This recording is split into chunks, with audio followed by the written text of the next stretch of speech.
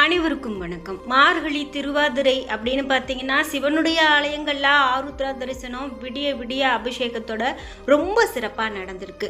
அதிலும் முக்கியமாக உத்தரகோசை மங்கை கோவிலில் ரொம்ப சிறப்பாக இந்த மரகத நடராசருக்கு ரொம்ப சிறப்பான இந்த சந்தன களையப்பட்டு நடந்திருக்கு. இதில் ஏராளமான பக்தர்கள் கலந்திருக்காங்க அப்படின்னு சொல்லலாம்.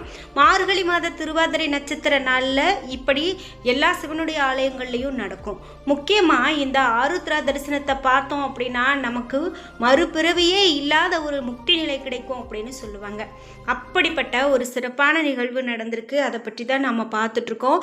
இந்த வீடியோ காட்சி காண கிடைக்காதது அப்படின்னு சொல்லலாம். இந்த காட்சியை பார்க்கும்போதே ஓம் நமச்சிவாய சிவசிவ என்ற மந்திரங்களை கமெண்ட் பாக்ஸில் பதிவிட்டுட்டு நடராசருக்கு போற்றி போற்றி என்ற வாசகங்களை பதிவிட்டுட்டு வீடியோவை ஸ்கிப் பண்ணாமல் பாருங்கள். நீங்கள் இன்னும் உற்சாகம் டிவி சேனலை சப்ஸ்கிரைப் பண்ணாமல் இருந்தால் சப்ஸ்கிரைப் பண்ணிக்கோங்க. கூடவே இருக்க பெல் ஐக்கானை மறக்காமல் கிளிக் பண்ணிடுங்க. வாங்க வீடியோக்குள்ளே போகலாம். இந்த வீடியோவை பார்த்துட்டு இருக்கக்கூடிய நீங்கள் உங்களுக்கு வாழ்க்கையில் நிறைய பிரச்சனைகள் இருக்குது, அதையெல்லாம் தீர்ப்பதற்கான வழி தெரியல, மனம் ரொம்பவே குழப்பத்தில் இருக்கு அப்படின்னு சொல்லி வருத்தப்படுறீங்களா? இந்த வீடியோவுக்கு கீழே டிஸ்கிரிப்ஷனில் வராகி அம்மன் ஜோதிட நிலையத்தின் தொலைபேசி எண் கொடுத்துருக்கேன்.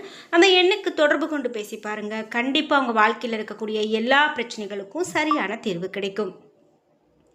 ராமநாதபுரம் மாவட்டம் உலக புகழ்பெற்ற திரு உத்தரகோசமங்கை மங்களநாதர் சுவாமி கோவிலில் ஆருத்ரா தரிசன விழாவின் முக்கிய நிகழ்வான மரகத நடராஜர் மேனையில் இருந்து சந்தனம் களையக்கூடிய நிகழ்வு வெகு விமர்சையாக நடந்தது அப்படின்னு தாங்க சொல்லணும்.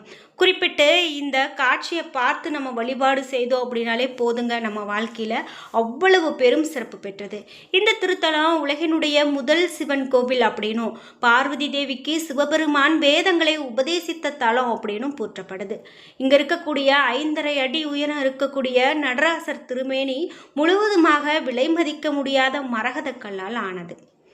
அதே போல் ஆண்டுக்கு ஒரு முறை இந்த மரகத நடராசருக்கு இந்த ஆண்டு முழுவதும் சந்தன காப்பு அலங்காரத்திலேயே காட்சி கொடுப்பாரு. முக்கியமாக மார்கழி மாதம் நடைபெறக்கூடிய ஆருத்ரா தரிசனத்தின் போது இந்த ஆருத்ரா தரிசன விழாவின் போது மட்டுமே இந்த சந்தன காப்பு களையப்பட்டு மரகத பச்சை திருமேனியோடு நடராசரை பக்தர்கள் தரிசிக்க முடியும் அப்படின்னு இந்த கோவிலினுடைய தனி சிறப்பு அப்படின்னே சொல்லலாம். இன்று முக்கியமாக காலை 8 மணிக்கு, அதாவது ஜனவரி மாதம் 2ஆம் தேதி மரகத நடராஜர் சன்னதி திறக்கப்பட்டு சுவாமி மீது பூசப்பட்டிருக்கக்கூடிய சந்தனம் முழுவதுமாக களையப்பட்டிருக்கு. அதே போல் குறிப்பாக தொடர்ந்து சுவாமிக்கு சந்தனம் களையப்பட்ட பிறகு மாப்பொடி, மஞ்சள் பொடி, பால், பன்னீர் உள்ளிட்ட 32 வகையான திரவியங்களால் சிறப்பு அபிஷேகம் நடைபெற்றிருக்கு. அதே போல் பகல் மற்றும் இரவு முழுவதும் பக்தர்கள் மரகத திருமேனியை தரிசிக்க அனுமதிக்கப்பட்டிருக்காங்க. அதிகாலை, அதாவது ஜனவரி 3ஆம் தேதி அதிகாலை 2 மணிக்கு 32 வகை திரவியங்களால் அபிஷேகம் நடைபெற்றிருக்கு.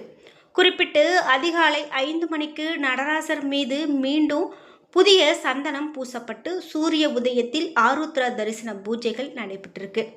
நடராஜர் மீது ஆண்டு முழுவதும் இந்த சாத்தப்பட்டு இருக்கக்கூடிய சந்தனம் அப்படின்னு பார்த்தீங்கன்னா பிறகு களையப்படும். சந்தனத்துக்கு, அந்த களையப்படக்கூடிய சந்தனத்துக்கு மிக பெரும் மருத்துவ குணம் உண்டு அப்படின்னு சொல்லப்படுது. அதை வெந்நீரில் கரைத்து அருந்தினோம் அப்படின்னா தீராத நோய் கூட தீரும் என்பது பக்தர்களுடைய மிக பெரும் நம்பிக்கை.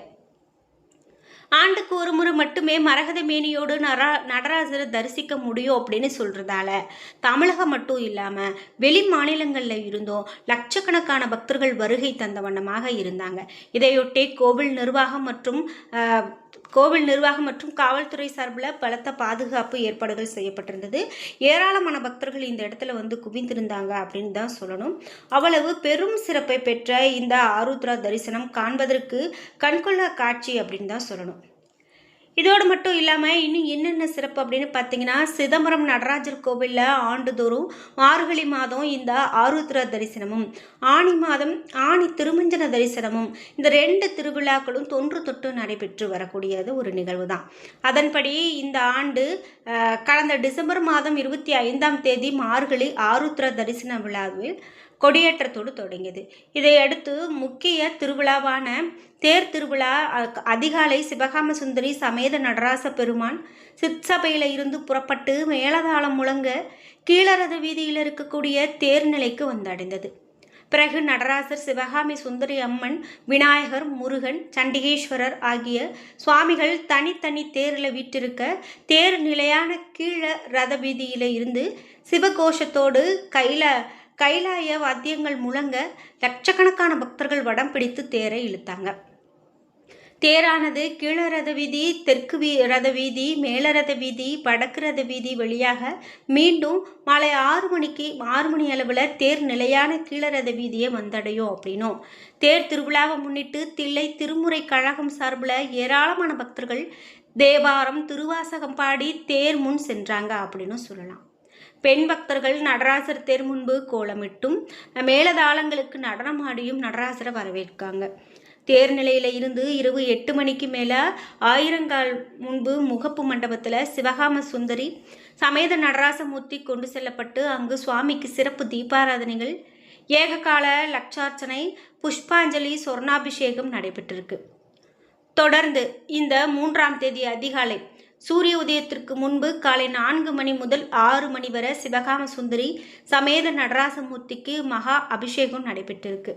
பிறகு காலை 10 மணிக்கு சிற்சபையில் ரகசிய பூஜையும் மதியம் பஞ்சமூர்த்தி வீதி உலாவும் வந்து பிறகு மாலை 3 மணிக்கு மேலே ஆருத்ரா தரிசனமும் ஞானகாச சிற்சபா பிரவேசமும் நடக்கும் அப்படின்னு சொல்லலாம்.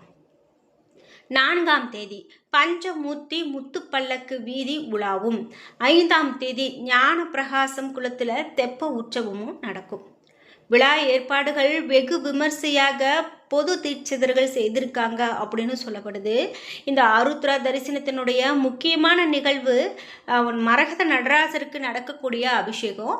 மற்ற கோவில்களில் இருக்கக்கூடிய நடராசருக்கும் இந்த அபிஷேகங்கள் நடக்குங்க. பால் அபிஷேகம், பன்னீர் அபிஷேகம், சந்தன அபிஷேகம், தேன் அபிஷேகம் அப்படின்னு பார்க்கறதுக்கு கண்கொள்ளா காட்சியாக இருக்கும் அப்படின்னு சொல்லலாம். அந்த வகையில் ஏராளமான பக்தர்கள் கலந்து கொண்டு இந்த அபிஷேகங்கள் நடக்கும் அப்படின்னு சொல்லலாம். முக்கியமாக நிறைய இடங்களில் இது சிறப்பாக நடந்திருக்கு அப்படின்னு சொல்லலாம். திருமோகூர் ஸ்ரீ காலமேக பெருமாள், ஸ்ரீ வைகுண்டம் ஸ்ரீ வைகுண்டாதிபதி, திருவட்டாறு ஸ்ரீ ஆதிகேசவ பெருமாள் கோவில்களில் அலங்கார திருமஞ்சன சேவை இவையெல்லாம் நடந்திருக்கு. இந்த மாதிரி இந்த ஆருத்ரா தரிசனத்தை நீங்களும் நேரில் பார்த்து வழிபாடு செய்திருக்கீங்க அப்படின்னா மறக்காமல் உங்களுடைய கருத்துக்களை கமெண்ட் பாக்ஸில் பதிவிடுங்க. அதே போல் முக்கியமாக இன்று நடராசருடைய வழிபாட்டை நம்ம நேரில் போய் வழிபாடு செய்ய முடியல அப்படின்னா கூட நடராசரை இன்று நேரில் போய் வழிபட்டுட்டு வாங்க. நிச்சயமாக உங்களுடைய வாழ்க்கையில் மிக பெரும் நடக்காத நன்மைகள் கூட இனிமேல் நடக்கும் அப்படின்னு சொல்லலாங்க. அந்த வகையில் மிக பெரும் பலனை கொடுக்கக்கூடியது. நிறைய பேர் விரதம் இருந்து இந்த ஆருத்ரா தரிசன நேரத்தில் விரதம் இருந்து வழிபாடு செய்வாங்க. அஸ்வினி நட்சத்திரம் முதல் புனர்பூசம் வரையில் திருவாதிரை உற்சவ காலம் அப்படின்னும், அதிகாலையில் எழுந்து குளம், ஆறு போன்ற நீர்நிலைகளை குளிப்பது திருவாதிரை விரதத்தினுடைய முக்கியமான அம்சம் அப்படின்னு சொல்லலாம்.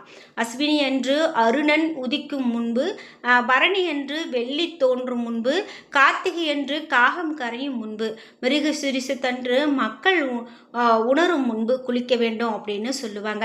திருவாதிரை ஸ்தானத்தின் முறை மிதமான குளிரும் இதமான காற்றும் வீசக்கூடிய சுகமான விடியற்காலை பொழுதுல இளம் பெண்களினுடைய பாடல் ஒளி அலை அலை என மிதந்து வரக்கூடிய நீர்நிலையில் அவர்கள் குளித்து கும்மாளமிட்டு குளிக்கக்கூடிய ஓசை செப்பு பானையின் வாயை மூடிவிட்டு தட்டுவது போல அக்கம் பக்கத்தில் குடியிருப்பவருடைய காதுகளில் எதிரொலிக்கும். அப்படி இந்த திருவாதிரை பற்றிய மிக பெரும் சிறப்புகளை சொல்லிக்கிட்டே போகலாங்க. என்ன நண்பர்களே, இன்னைக்கு வீடியோவில் ஆருத்ரா தரிசனத்தை பற்றிய ரொம்ப சிறப்பான தகவல்களையும் வீடியோ காட்சியாகவும் பார்த்தோம். இந்த வீடியோ கண்டிப்பாக உங்களுக்கு பயனுள்ளதாக இருந்திருக்கும். வீடியோ உங்களுக்கு பிடிச்சிருந்தா லைக் பண்ணுங்கள், ஷேர் பண்ணுங்கள், கமெண்ட் பண்ணுங்கள். நீங்கள் இன்னும் உற்சாகம் டிவி சேனலை சப்ஸ்கிரைப் பண்ணாமல் இருந்தால் சப்ஸ்கிரைப் பண்ணிக்கோங்க. கூடவே இருக்க பெல் ஐக்கானை மறக்காமல் கிளிக் பண்ணிடுங்க. நன்றி வியூவர்ஸ்.